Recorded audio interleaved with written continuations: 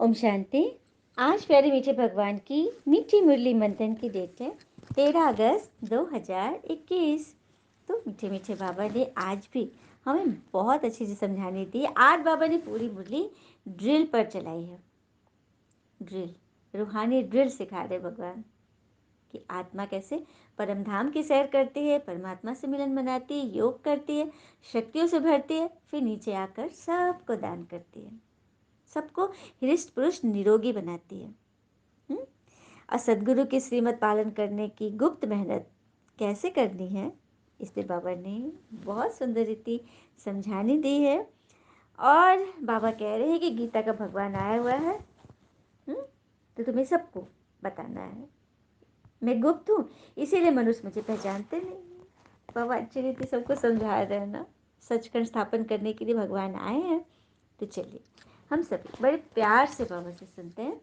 बाबा ने कहा, मीठे बच्चे, मन मना भव की ड्रिल सदा करते रहो तो 21 जन्मों के लिए हृष्ट पुष्ट बन जाएंगे, निरोगी बनेंगे। मन मना भव की ड्रिल क्या है?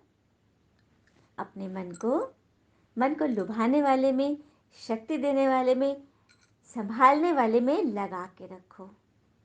हम सबकी उम्मीद होती है कि हम सदा उसके साथ रहें जहाँ से हमें प्राप्ति होते रहे, भरपूरता मिले। हम कभी उससे बात नहीं करना चाहेंगे जिससे बात करके मेरी एनर्जी लॉस हो रही है, जिसको देख कर मेरे मन में कुछ चलता है, नेगेटिव चलता है। मन नहीं करता, लेकिन मजबूरीवश रहना पड़ता है ना। अंदर शिक्षा नहीं होती है ना। अब जैसे कोई आप पर चिल्ला रहा है, कोई आप पर बिना वजह गुस्सा कर रहा है, आपको देखते ही वो आपको डांटने लगता है, जैसे आपका बॉस या घर में कोई ऐसे परिवार के लोग, तो मन कैसा होता है? कभी कभी तो वो घर में नहीं भी होता है या ऑफिस में नहीं भी है, लेकिन हम उनकी छवि बना के रख लेते हैं। तो दो चीज़ हमें आकर्षित करती है, एक तो उसकी इमेज, उसकी फोटो, और दूसरी उसकी आवाज़।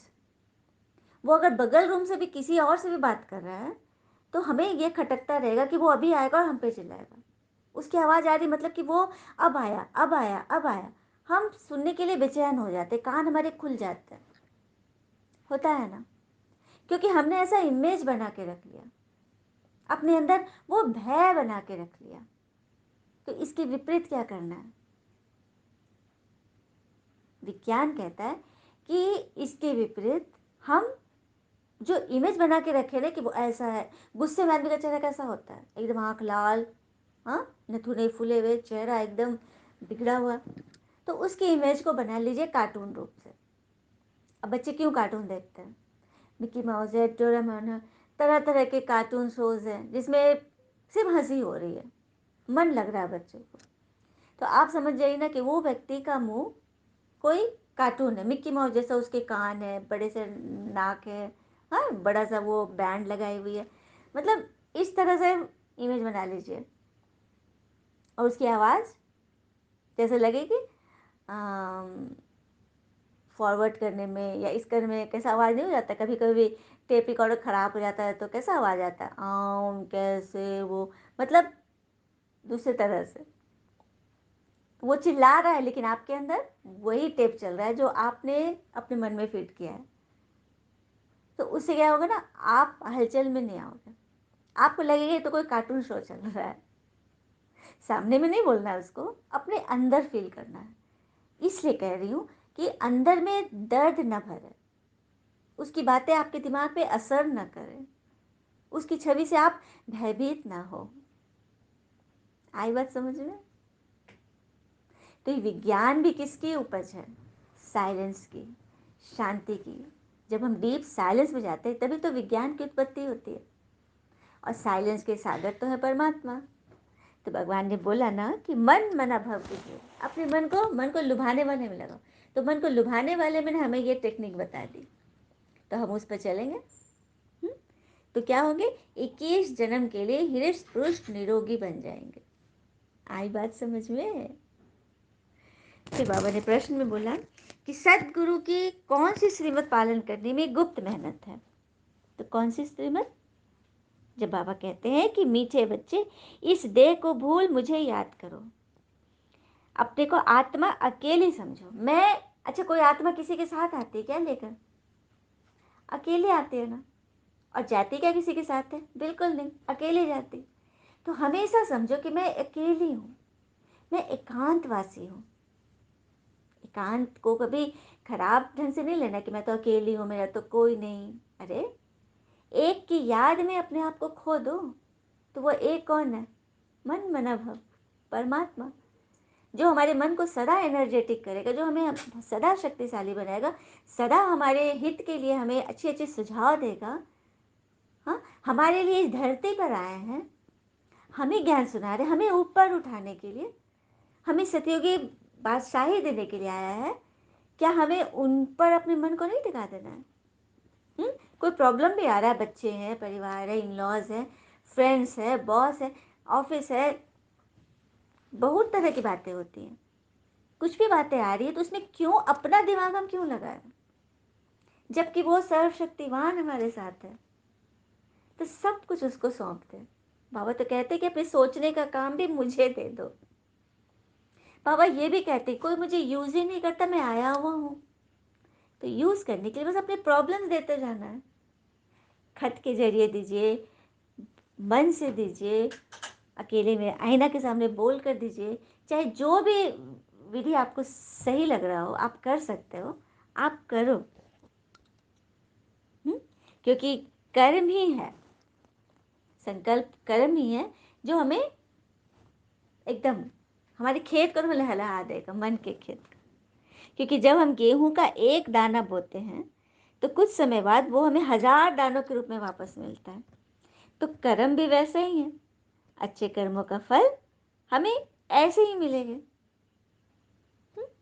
तो सबके साथ अच्छा करिए, अपने को आत्मा समझकर काम कीजिए कि मैं आत्मा हूँ।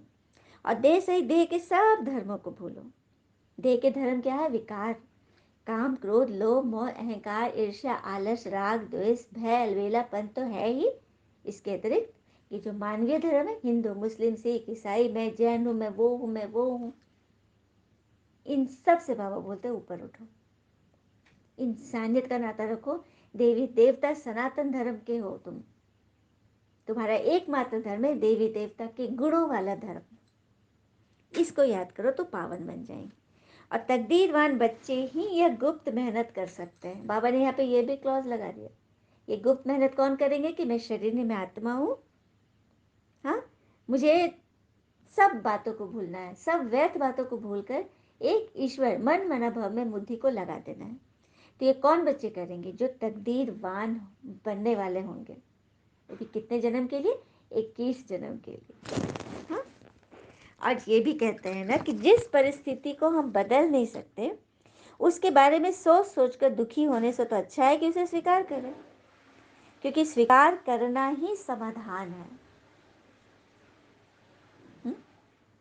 स्वीकार करना ही समाधान है। और स्वीकार करने के लिए पहले एनलाइटन होना पड़ेगा, ज्ञान से अपने मन को, मन के अंधेरे को भरना पड़ेगा। जब प्रकाश आएगा तो हमें सब कुछ साफ साफ दिखाई देगा कि यहाँ पर क्या है, इस कारण का निवारण क्या है। जैसे एक बार की बात है, एक गुरु ने अपने शिष्य को एक अंधेरे स्टोर घर पड़ा हुआ था दूर, उसमें बोला कि वहां से जाकर ये सामान उठा के ले आओ। वो शिष्य गुरु का आज्ञा पालक वो चल दिया। उसे दरवाजा खोला और जैसे अंदर घुसा उसको लगा कि अंधेरा था, परछाई जैसा कुछ दिखा, उसको लगा कि वहां पे सांप है और वो डर कर आ गया गुरु के पास। गुरु जी, उस कमरे में सांप है। गुरु जी बोले अच्छा।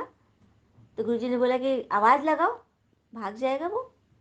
तो वो गया, कुछ कुछ बोला, लेकिन टस से मस नहीं हुआ। तो फिर वो गया गुरु जी के पास।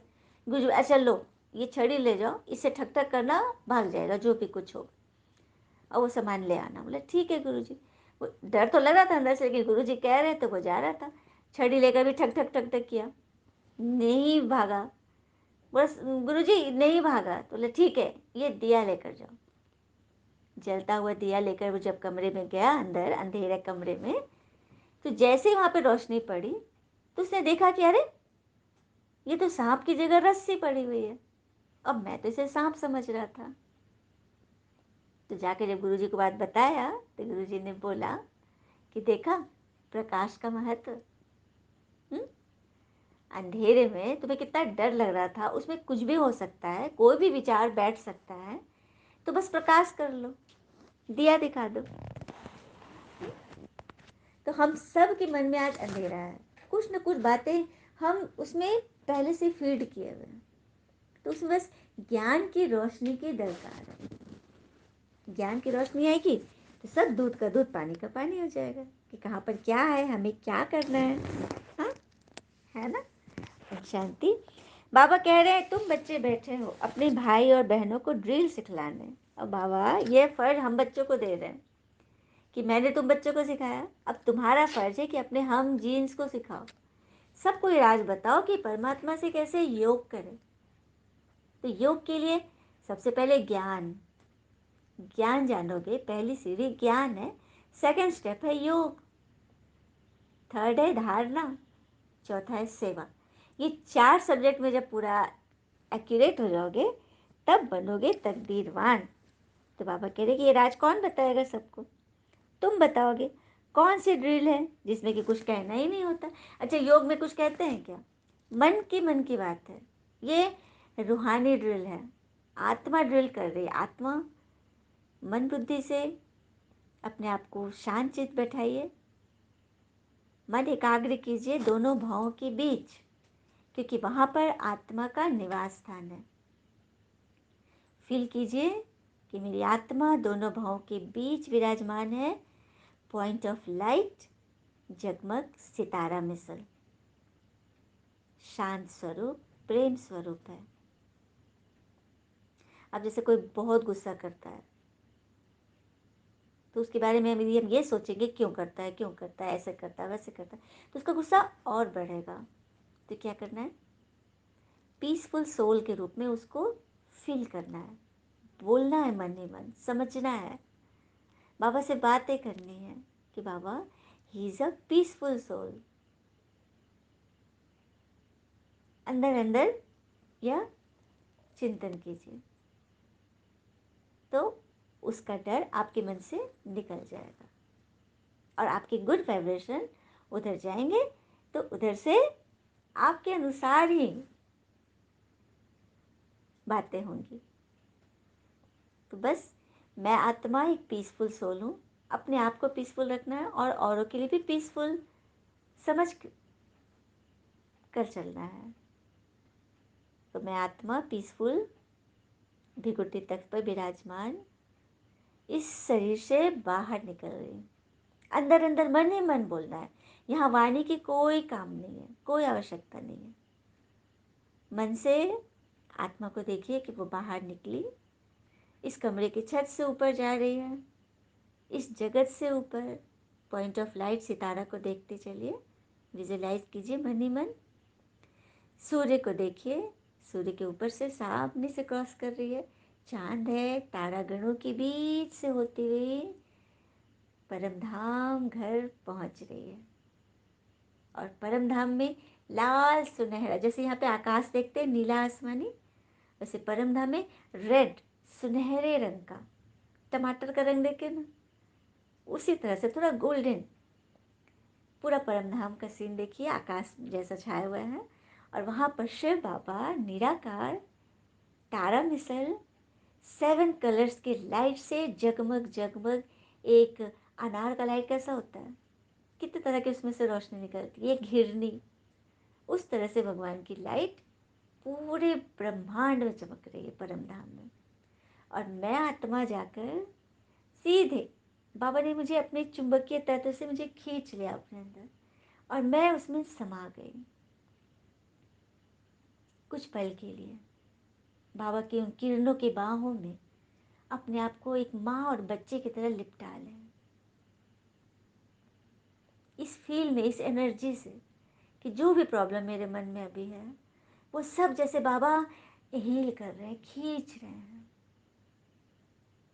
यही है योग। और उस वक्त मन में कुछ भी मत सोचिए, क्योंकि सूर्य के पास जाना ही हीट लाइट एनर्जी से भर जाना है। परमात्मा की गोद में पहुंचते ही मैं आत्मा एकदम शांत हो जाती हूँ। भर कर आई थी मन में बहुत बातें थी, लेकिन बाबा से मिलकर खाली हो गई। और फिर जब लौटूंगी तो मैं एकदम बदल चुकी होंगी। जितनी देर भी बाबा के पास आप बैठ सकते, बाबा के पास फुल टाइम है हमारे लिए, फुल टाइम। वो कभी नहीं बोलेंगे कि अब तुम आगे बढ़ो, दूसरे को आने दो, नहीं। वो बेहद के हैं, वो सबको संभाल सकते हैं। यही है रूहानी ड्रिल, जो स्वयं परमात्मा बैठ सिखा रहे हैं। बाबा कह रहे मैं गुप्त हूँ, इसलिए लोग मुझे पहचान नहीं पा रहे हैं। तुम बच्चे जानते हो, तो मेरे और बच्चे को भी बताना है। ये ड्रिल सिखलाओगे तो वो भी कभी बीमार नहीं पड़ेंगे। लेकिन इसके लिए सबसे ज़रूरी है खान पान की शुद्धता। आत्माएं इसको बता रही, लेकिन लोग समझ नहीं पा रहे हैं। अब कोई कहता है कि बहुत प्यार से कोई खिला रहा है, अरे कोई जहर खिलाएगा तो क्या हम खा लेंगे?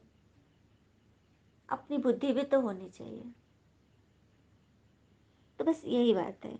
यदि इस ड्रिल का आनंद लेना है, परमात्मा से सर्व शक्तियाँ चाहिए, तो कुछ तो अपने कमी कमजोरी हटानी पड़ेगी।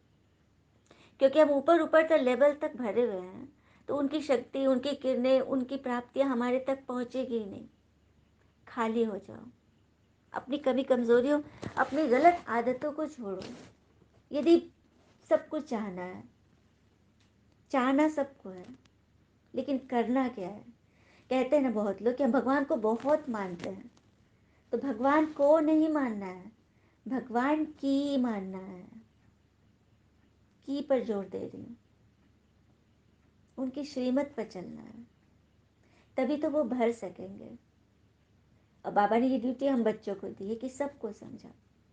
ये कोई हम अपने मन से नहीं करते हैं, ये उनका डायरेक्शन है। करावनहार तो वही है ना। तो सबको समझाना है कि इस नई दुनिया को रचने वाले ये ब्रह्मा का काम नहीं है, जबकि शास्त्रों में है कि ब्रह्मा द्वारा सृष्टि की स्थापना। लेकिन करवाता कौन है?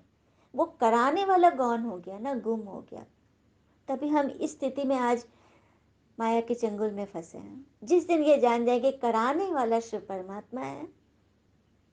बेलपत्र की, अभी सावन का समय है, बेलपत्र चढ़ाते हैं ना, 3 पत्ते होते हैं ना, तो ये शिव के कर्तव्यों का आधार है।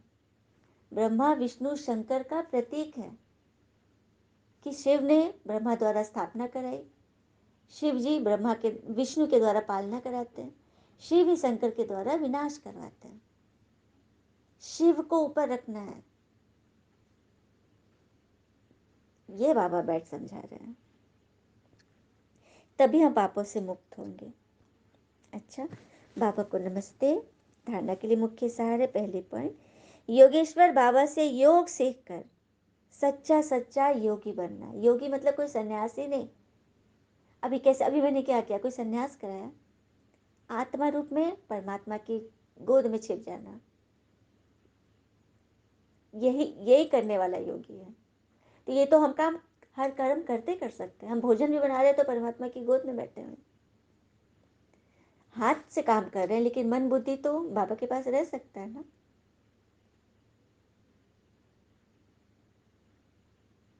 इसको कहते हैं सच्चा सच्चा योगी। योगी मन, योग माना याद। बाबा बोलते योग अक्षर निकाल दो, योग से आत्माएं मुंजती है। याद कर दो, जैसे माँ अपने बच्चे को याद करती। तो क्या वो योगिन हो गई? हुँ?